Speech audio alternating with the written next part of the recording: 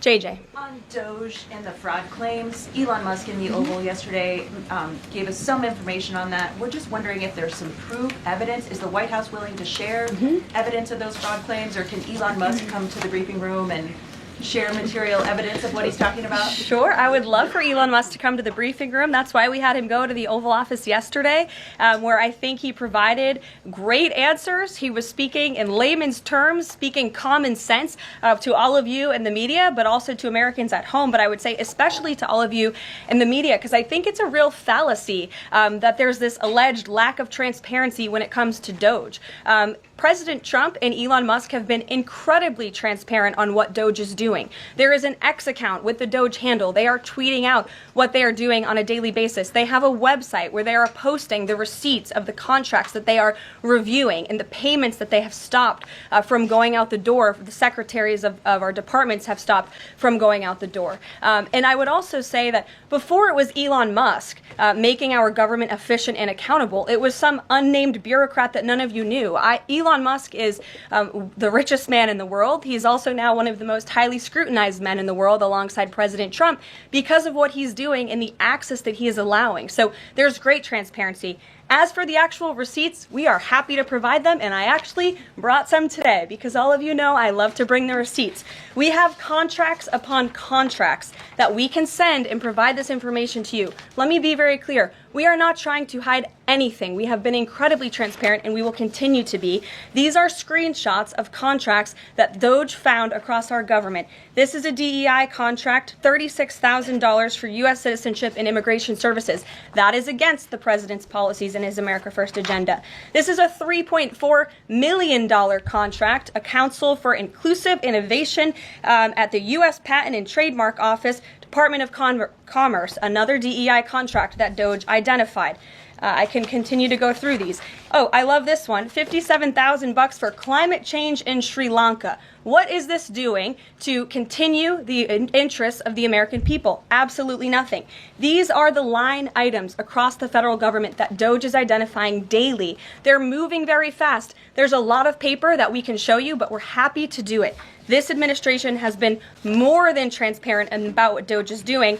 And here's one of their tweets that they posted about the mine. I believe this is in Pennsylvania, where the federal employee retirement system is being processed. Did anybody know this was even happening in our country before Elon Musk talked about it in the Oval Office yesterday? A lot of Americans didn't. So we are providing transparency and accessibility on a daily basis when it comes to DOGE. And I also have a DOGE daily report, if anybody would like it, on all of the things that they are identifying and finding. We're happy to provide this information to you. We're talking about it every single day. Are all those things you just mentioned fraud, or are they waste, or are they just contrary to the president's policies? I would argue that all of these things are fraudulent, they are wasteful, and they are an abuse of the American taxpayer's dollar. This is not what the government should be spending money on. It's contrary to the president's priorities and agenda. And again, we can continue to provide you the receipts for all of the fraud, waste, and abuse. And if anybody in here wants to argue that the federal government is not fraudulent in some capacity, be my guest, because I think the American people watching at home would beg to differ. Caroline. Mary. Hey, more on the judges. Does the White House believe the courts have the authority to issue these nationwide injunctions? We believe that the injunctions that have been issued by these judges have no basis in the law and have no grounds, and we will, again, as the president said very clearly yesterday, comply with these orders, but it is the administration's position that we will also ultimately be vindicated, and the president's executive actions that he took were completely within the law, they were constitutional, and we look forward to the day where he can continue to implement his agenda.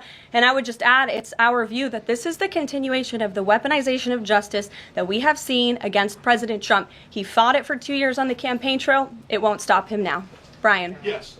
I want to go back to DOGE just for a second. Earlier, the subcommittee headed by Chairman Marjorie Taylor Greene, her and her staff discovered $2.7 trillion in improper payments to Medicare, Medicaid, overseas, to people who should not have gotten it. Some of this room might have missed that press conference. Can you elaborate on what the president is thinking at this point. Well, again, that's another example. There's a very long list of the fraud, waste, and abuse that DOGE is identifying on a daily basis. Elon Musk also talked about yesterday about Social Security payments that are going out the door for people who are no longer with us, unfortunately. I would say that is certainly fraud. There's also a lot of contracts they've identified that, just as a hypothetical example, are $1 million, but only 500,000 went out the door. So where's the rest of that cash? And so that's the thing. Those are the things that DOGE is working on every single day.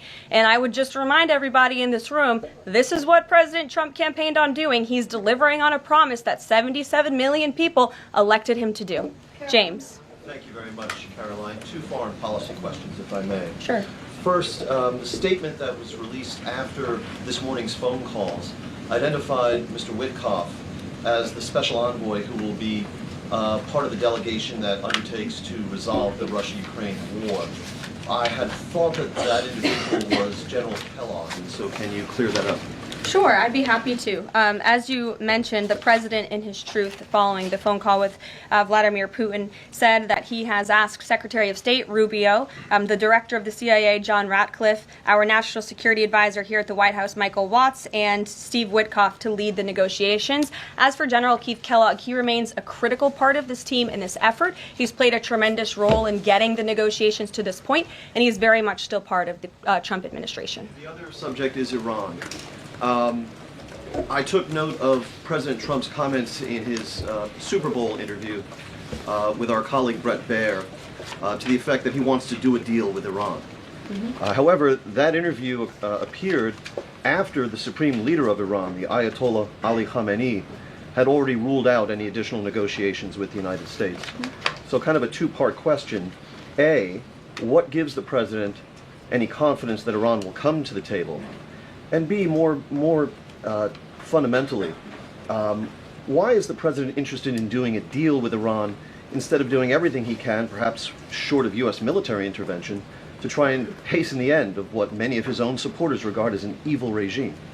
Well, the president has made it very clear that he will never allow Iran to have nuclear capabilities. That is a red line that he has drawn, and he will not allow that to happen. But you asked why President Trump wants to make a deal. I would remind you, he's the master of the art of the deal. He is America's deal maker in chief.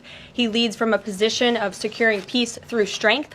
And I think time and time again already, in just 4 weeks, we have seen the president being able to negotiate successful deals with our partners, our adversaries all around this world. The release of Mark Fogel just last night is something that I think speaks to the president's deal-making ability. This is something that the Biden administration allegedly tried to do for 3.5 years. I think you all should go back and ask some of those Biden administration officials what they even tried to do and why weren't they successful. Because for 3.5 years, Mark Fogel sat in a Russian prison, and it took President Trump 3 weeks to get him back on American soil. There's nobody better at making deals than Donald Trump. Phil Wegman. Thank you. Two foreign policy questions. Ukrainian President Zelensky has said after the war that he wants NATO membership or nuclear weapons. We heard Defense Secretary Hegseth say that NATO membership was unrealistic. What's the president's view on the other option, on a nuclear Ukraine? I have not talked to President Trump about Ukraine's NATO membership or their nuclear capabilities. I would leave it to him to discuss. But I will tell you again that Secretary Rubio and also the Vice President, J.D. Vance, will be meeting directly with President Zelensky in Munich on Friday, and I'm sure they will provide a readout of that conversation and that discussion. And then the second question, given that this administration has called on Europe to take more responsibility for their own defense, I'm wondering, will the EU or any other European nation other than Ukraine be involved in these peace talks? I don't have any European nations who are involved currently to read out for you. Certainly, the president has deployed a very strong team to continue these negotiations. And the fact that he was on the phone with both President Putin and President Zelensky today shows that he's very much involved in this effort as well. And then just a follow-up, I guess. Sure. Should we expect the president to negotiate in person with Zelensky and Putin? I don't have anything to read out on that for you today. Maggie, good to see you. Thanks for taking the question. You talked about the transparency with DOGE and Elon Musk's press availability yesterday. There is a conflict of interest law in place that says that people who have personal interests can't interact with government entities that could touch on those. Has President Trump signed a waiver for Elon Musk? Does such a thing exist? If it does, will you guys release it in the interest of transparency that he's committed to? I have not seen the law that you are referring to. What I can tell you is that Elon Musk, as I've confirmed before, is a special government employee.